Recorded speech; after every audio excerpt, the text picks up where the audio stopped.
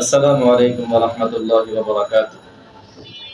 আমি মাসুম বিন আবুল ফাতা, হুফাজুল কোরআন ফাউন্ডেশন বাংলাদেশ ভোলা জেলা দক্ষিণ জোনের সিনিয়র সহসভাপতি, রাবেতাতুল মাদারিসিল কওমিয়া লিল বানাত আঞ্চলিক মহিলা কওমি মাদ্রাসা শিক্ষা বোর্ড ভোলা জেলা এর সাধারণ সম্পাদক। প্রিয় দেশবাসী, আপনারা অবশ্যই অবগত আছেন আমাদের বর্তমান বাংলাদেশের পরিস্থিতি কি।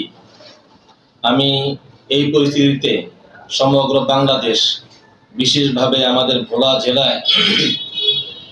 ভোলা জেলায় যে সকল হেফজ মাদ্রাসাগুলো আছে এবং মহিলা মাদ্রাসাগুলো আছে, এই মাদ্রাসাগুলোর মুহতামিম এবং জিম্মাদার শিক্ষকদের দৃষ্টি আকর্ষণ করছি।